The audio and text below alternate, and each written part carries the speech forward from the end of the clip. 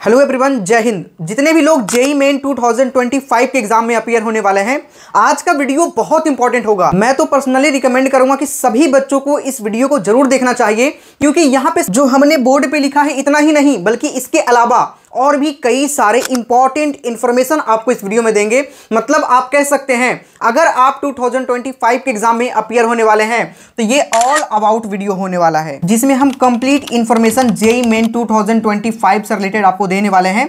So video को पूरी ध्यान से देखिएगा। आपके मन में सबसे बड़ा डाउट अभी चल रहा होगा, आपके रजिस्ट्रेशन मतलब एप्लीकेशन फॉर्म आपका कब रिलीज होगा। जैसा कि आपको पता है कि आपके 2 अटेम्प्ट में एग्जामिनेशन होते हैं, तो हम दोनों ही अटेम्प्ट के एप्लीकेशन फॉर्म के बारे में बात करेंगे। उसके बाद में एग्जामिनेशन आपका कब होगा, कितना मार्क्स आपको टारगेट करना चाहिए आउट ऑफ 300। आपको पता है कि 300 मार्क्स के एग्जामिनेशन होंगे। हम पैटर्न भी समझेंगे, कितने क्वेश्चन पूछे जाते हैं, कितने आपको बनाने होते हैं, कितने नहीं बनाने होते हैं। कंप्लीट पैटर्न को हम समझेंगे अभी, ठीक है। उसके बाद में एलिजिबिलिटी क्राइटेरिया, उसके अलावा और भी कई सारे इंपॉर्टेंट क्वेश्चन जो आपने पूछा और मुझे लगा कि हाँ ये डिस्कस आप सभी के साथ में करना चाहिए, वो सारे क्वेश्चंस को हमने यहाँ पे रखा है। सबसे पहला क्वेश्चन कि अगर जनवरी वाला अटेम्प्ट मतलब अगर फर्स्ट अटेम्प्ट निकल गया तो क्या सेकेंड अटेम्प्ट हम दे पाएंगे कि नहीं दे पाएंगे। मतलब क्या मैंडेटरी है कि हम दोनों ही अटेम्प्ट को दें, या फिर अगर एक छोड़ दिए तो एक दे सकते हैं कि नहीं दे सकते। ये सारी चीजें हम डिस्कस करेंगे। अगला क्वेश्चन है कि सर मैंने 2022 में 12 पास किया है 61% से, तो ये जेईई मेन का एग्जाम दे सकते हैं कि नहीं दे सकते हैं। तो 2022 वाले बच्चों के लिए क्या कंडीशन होगा। और सबसे इंपॉर्टेंट क्वेश्चन कि जेईई मेन का जो रिजल्ट आता है, जिस ईयर वो एग्जाम दिया है, रिजल्ट आने के बाद उसका जो इंपॉर्टेंस होता है, महत्व होता है, वो कितने साल तक होता है। क्या सिर्फ एक ही साल तक इंपॉर्टेंस होता है या फिर अगले साल भी हम एडमिशन ले सकते हैं, क्या कुछ रहता है, सारी चीजों को हम विद डिटेल डिस्कस करने वाले हैं। यहाँ पे एक और क्वेश्चन आता है कि अगर कोई बच्चा 12 तो पास कर लिया, लेकिन एक क्राइटेरिया होता है 75% का, जनरल ओबीसी ईडब्ल्यूएस का 75% एंड अदर कैटेगरी वाले बच्चों के लिए 65%। तो अगर ये फुलफिल नहीं कर पा रहे हैं, 2-3% अगर मार्क्स कम रहे हैं, तो क्या सॉल्यूशन है आईआईटीज, एनआईटीज, ट्रिपल और जीएफटीआई के अंदर एडमिशन लेने के लिए। हालांकि मैं बताऊं, एग्जाम देने के लिए ये क्राइटेरिया नहीं होता है, किसके लिए होता है वो भी हम डिस्कस करेंगे। मतलब डिटेल्ड में सारी बातें हम डिस्कशन करेंगे। सो वीडियो को पूरी ध्यान से देखिएगा तो आपको बहुत सारी नई चीजें जानने को मिलेगी, ठीक है। और जो बच्चे चैनल पर नए हैं भाई, सब्सक्राइब करके जुड़ जाओ। ये चैनल अभी से लेकर के जब तक आपके एडमिशन नहीं हो जाते, मतलब रजिस्ट्रेशन, एग्जामिनेशन, आंसर की रिजल्ट, उसके बाद में काउंसलिंग प्रोसेस, मतलब कंप्लीट सपोर्ट हम लोग प्रोवाइड करते हैं। और इसके लिए आपको सिर्फ बिल्कुल फ्री में इस चैनल को सब्सक्राइब करके जुड़ जाना है। और सब्सक्राइब करने के बाद बेल आइकन को दबा लेना है, जिससे आने वाली हर एक वीडियो का नोटिफिकेशन आपको मिलते रहे। बहुत इंपॉर्टेंट होगा चैनल। और भी कई सारे क्वेश्चन है, वो भी हम डिस्कस करेंगे, ठीक है। चलिए शुरू करते हैं। लेकिन शुरू करने से पहले मैं एक बात जरूर कहना चाहूंगा कि वैसे बच्चे जो आने वाले साल में जेईई मेन का एग्जाम देने वाले हैं, भाई प्रीवियस ईयर क्वेश्चन आप जरूर करके जाइए। ये आपको करके ही जाना चाहिए, क्योंकि सिमिलर लेवल के क्वेश्चन आपको एग्जामिनेशन में देखने को मिलता है। बस डिजिट चेंज होता है बट कॉन्सेप्ट वही यूज होता है। इसलिए जेईई मेन, एडवांस, इन सभी के जो प्रीवियस ईयर क्वेश्चन है उसको आप करके जाइए। और इसमें भी यदि मैं आपको एक ऐसा बुक बता दूं जो कि चैप्टर वाइज और टॉपिक वाइज भी है, जिससे आप कोई भी चैप्टर पढ़ रहे हो, चैप्टर खत्म होने के बाद तुरंत जाकर के उसके प्रीवियस ईयर क्वेश्चन को आप लगा लो, जिससे कि आपका पूरा previous year question on time, जैसे ही आपका सिलेबस खत्म होगा वैसे ही आपका पीवाईक्यू भी रेडी होगा। और उसके लिए दिशा पब्लिकेशन ने लॉन्च कर दिया है आप सभी के लिए 47 chapter wise and topic wise JEE advance and JEE main का 1978 से लेकर के 2024 तक का, मतलब जो पिछले साल एग्जामिनेशन हुए हैं उसके भी प्रीवियस ईयर क्वेश्चन यहां पे इंक्लूड किया गया है। ये बुक फिजिक्स, केमिस्ट्री और मैथमेटिक्स तीनों ही सब्जेक्ट का है। लिंक डिस्क्रिप्शन में डाल दूंगा, जाकर के सभी बच्चे परचेज कर सकते हैं। ये मोस्ट सेलिंग बुक है और इसकी सबसे बड़ी क्वालिटी है कि भाई ये बुक कंप्लीटली एररलेस है। आप यहां पे देख सकते हैं, ठीक है, जिसमें 5550 से ज्यादा प्रीवियस ईयर क्वेश्चन आपको मिल जाएंगे, वो भी एज पर latest NCERT syllabus class 11th and 12th। देखो क्वेश्चन जेईई मेन एडवांस में सिर्फ एमसीक्यू नहीं आते, एमसीक्यू में भी बहुत तरह के क्वेश्चन को घुमाया जाता है। जैसे फिल इन द ब्लैंक्स आ गया, उसके बाद ऑप्शंस आपको दे दिया, ट्रू फॉल्स आ गया। एमसीक्यू सिंगल करेक्ट आंसर वाला क्वेश्चन आ जाता है, कभी कभी मोर देन 1 करेक्ट आंसर होते हैं, पैसेज बेस्ड क्वेश्चन होते हैं, असर्शन रीजनिंग का क्वेश्चन होता है, मल्टीपल मैचिंग क्वेश्चंस होते हैं, इंटीजर टाइप के क्वेश्चंस होते हैं, न्यूमेरिक एंड सब्जेक्टिव क्वेश्चंस होते हैं। तो इस बुक में हर एक चैप्टर के 10 कैटेगरी के क्वेश्चंस आपको मिल जाएंगे, जिससे मेन एडवांस दोनों में आपको फायदा मिलेगा। भाई इस तरीके का क्वेश्चन तो आपको करना ही चाहिए। ऐसा नहीं कि सामने क्वेश्चन लिखा है, 4 ऑप्शन है, कोई एक टिक करके आगे बढ़ेंगे। भाई बहुत क्रिटिकल टाइप के क्वेश्चन आने लगे हैं, इसीलिए ऐसे टाइप के क्वेश्चन करके आपको जरूर जाना चाहिए, और वो भी इसके अंदर आपको मिलता है। तो भाई आप बुक का सैंपल यहाँ पे देख सकते हैं, ये सारा कंटेंट है। फिजिक्स, केमिस्ट्री, मैथमेटिक्स तीनों ही सब्जेक्ट की बुक है,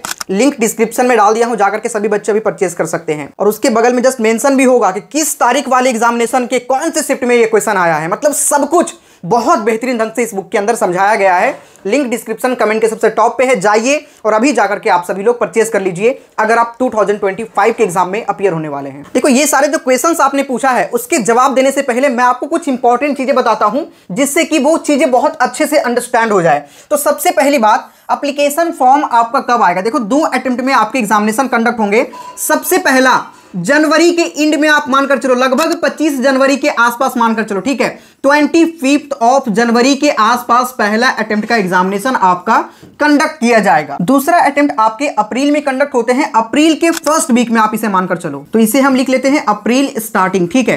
तो ये आपके 2 अटेम्प्ट में एग्जामिनेशन होते हैं, जिसके जो पहला अटेम्प्ट जनवरी वाला है इसके एप्लीकेशन फॉर्म पहले आते हैं और वो आप एक्सपेक्ट करके चलो कि नवंबर के एंड तक आपके एप्लीकेशन फॉर्म रिलीज हो जाएगा। इस एप्लीकेशन फॉर्म में क्या क्या डॉक्यूमेंट लगेगा इसको लेकर भी मैं एक वीडियो बना दिया हूं। उस वीडियो का लिंक आपको एंड स्क्रीन, मतलब वीडियो खत्म होते ही आपको वो लिंक मिल जाएगा, उस पर भी क्लिक करके देख सकते हैं। साथ ही डिस्क्रिप्शन में भी उसका लिंक हम डाल देंगे, वहां से भी आप लोग देख सकते हैं। अप्रैल वाला जो अटेम्प्ट होता है उसके एप्लीकेशन फॉर्म आप फरवरी मानकर चलो, ठीक है। फरवरी के मिड तक इसके एप्लीकेशन फॉर्म स्टार्ट हो जाते हैं और लगभग दोनों ही एप्लीकेशन फॉर्म को फिल करने का 1-1 महीने का टाइम आपको मिलता है। अब यहां पे कमेंट वाले क्वेश्चन का आंसर को समझना, जरूरी नहीं है कि आपको दोनों ही अटेम्प्ट देना पड़े, जरूरी नहीं है। आप दोनों में से किसी एक अटेम्प्ट को भी दे सकते हैं, चाहे आप पहला में अपीयर हो जाएं, दूसरा में नहीं हो, या पहला में ही नहीं हो दूसरा में आप अपीयर हो सकते हैं। मतलब आपके हिसाब से आप जिस भी अटेम्प्ट में अपीयर होना चाहते हैं अपीयर हो सकते हैं। लेकिन मेरा रिकमेंडेशन ये रहेगा कि आपको दोनों ही अटेम्प्ट में अपीयर होना चाहिए, चाहे तो आप अपीयरिंग ही क्यों ना हो, इसी बार भी एग्जाम दे रहे हैं ना,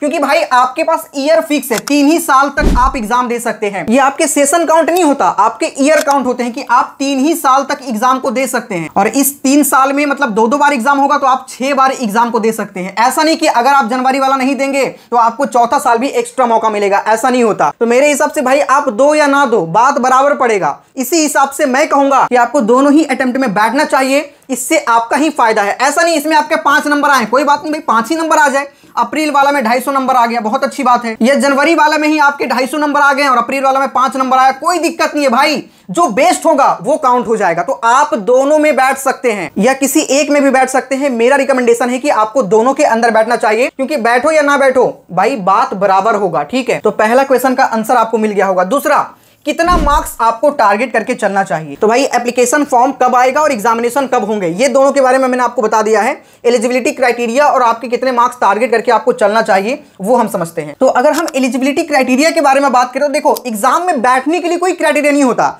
चाहे आपके 60% हो, 50% हो, मतलब सिर्फ आप पास हो तब आप इस एग्जाम के अंदर भाई अपीयर हो सकते हैं। लेकिन यहां पे डाउट आता है कि जो 75% का जो क्राइटेरिया है वो किसके लिए होता है, तो वो होता है जोसा काउंसलिंग के लिए। देखो आपके एग्जामिनेशन के बाद एक काउंसलिंग होगा और काउंसलिंग के थ्रू ही आपके एडमिशन मिलते हैं। तो जो IITs, NITs, IIITs और GFTI इसमें जो एडमिशन होता है वो जोसा काउंसलिंग के थ्रू होता है। और इस काउंसलिंग के लिए मिनिमम आपके 75% होने चाहिए, या फिर आप टॉप 20% के अंदर हो अपने बोर्ड एग्जाम में। जिस ईयर आप एग्जाम दिए हो उस साल आप टॉप 20% के अंदर आ रहे हो, और ये होता है जनरल, EWS या OBC के लिए। उसके अलावा जो बच्चे हैं जैसे SC बच्चे, ST बच्चे या PWD वाले जो बच्चे हैं उनके लिए मिनिमम 65% चाहिए होता है, ठीक है। या फिर इसमें भी टॉप 20% के अंदर आप आ जाए। देखो होता क्या है ना कि बहुत सारे ऐसे बोर्ड एग्जामिनेशन होते हैं, जैसे बिहार बोर्ड का हो गया, यूपी बोर्ड का हो गया, तो वहां पे 75% मार्क्स लाना as comparison to CBSE board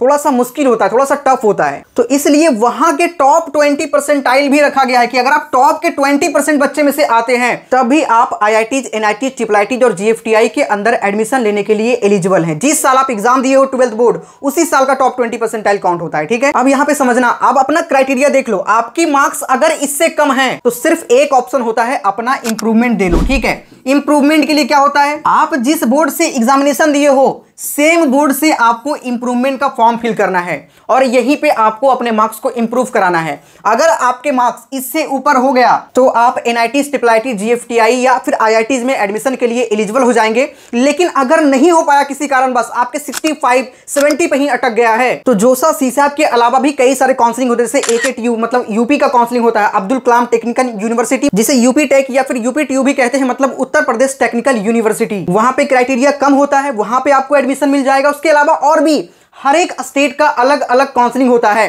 तो वहां पे आपको एडमिशन मिल जाएगा। लेकिन अगर ये क्राइटेरिया फुलफिल नहीं करेंगे तो जो सेंट्रल लेवल का काउंसलिंग होता है IITs, NITs, IIIT, GFTI के लिए, उसमें आप पार्टिसिपेट नहीं कर सकते। लेकिन उसके अलावा स्टेट वाले काउंसलिंग के अंदर पार्टिसिपेट कर सकते हैं, जहां पे भी अच्छे अच्छे कॉलेजेस अवेलेबल हैं। और मैं आपको एक बात जरूर सलाह दूंगा कि भाई सिर्फ आप जेईई मेन का एग्जाम मत दो, आप जेईई मेन के अलावा WBJEE का एग्जामिनेशन या फिर अदर स्टेट के इंजीनियरिंग एंट्रेंस एग्जामिनेशन होते हैं, उसके अंदर आपको पार्टिसिपेट जरूर करना चाहिए। वहां पे भी अच्छे अच्छे कॉलेज आपको मिलते हैं और भाई सिलेबस लगभग सेम होता है। तो मेरा ऐसा मानना है कि जेईई मेन के साथ साथ बैकअप में आप उस स्टेट के एग्जामिनेशन में भी जरूर पार्टिसिपेट करें, ठीक है। मेरा ऐसा रिकमेंडेशन आपके लिए होगा। बाकी भाई जो बच्चे नए हैं जल्दी से सब्सक्राइब कर लो, यहाँ पे बहुत सारी इंपॉर्टेंट वीडियोस आपके लिए आती रहेगी, बहुत सारी इंफॉर्मेशन वाला वीडियो जो आपके इस कंप्लीट जर्नी में बहुत ज्यादा सपोर्ट करेगा। इवन काउंसलिंग तो बहुत टफ प्रोसेस होता है, वो भी यहाँ पे बहुत ही सिंपल वे में आपको एक्सप्लेन करके बताया जाता है। तो जल्दी से सब्सक्राइब करके बेल आइकन दबा लो, नीचे बटन आपको दिख रहा होगा, ठीक है।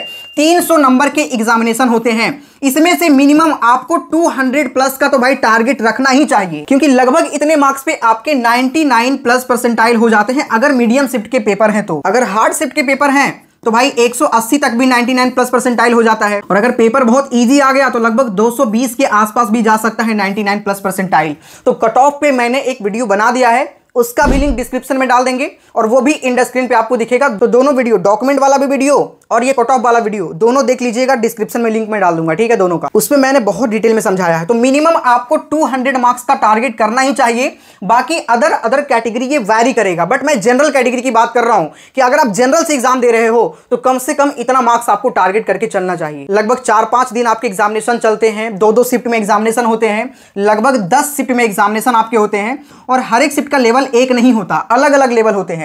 तो यहां मैंने सभी चीजें डिस्कस करा है कि अगर इजी लेवल आ गया तो क्या होगा, हार्ड लेवल आ गया तो क्या होगा, मीडियम लेवल आया तो क्या होगा, सारी चीजें मैंने यहां पे डिस्कस किया है आपके लिए। तो मिनिमम 200 मार्क्स आपको टारगेट करना चाहिए मेन के लिए, यदि आपको एक NIT के अंदर कंप्यूटर साइंस का ब्रांच चाहिए तो। बाकी इससे नीचे आओगे तो वहां पे भी आपको एडमिशन मिल जाएंगे, लेकिन NITs के अंदर थोड़े नीचे के ब्रांच मिलेंगे या फिर IIITs के अंदर आपको थोड़े अच्छे ब्रांच मिलेंगे। तो दोनों ही चीज मैटर करता है, चाहे आप कॉलेज अच्छा ले लें तो ब्रांचेस नीचे वाला लेना पड़ेगा, और अगर आप ब्रांचेज अच्छा ले लेते हैं तो कॉलेज थोड़े से आपको नीचे वाले लेने पड़ेंगे। कई सारे बच्चों के 85-90 परसेंटाइल के आसपास बनता है तो उनको GFTI अलॉट होता है। तो वो सारी चीजें भाई एक काउंसलिंग का हिस्सा है, जितने अच्छे से काउंसलिंग करेंगे आपको उतने अच्छे कॉलेज अलॉटमेंट होती है।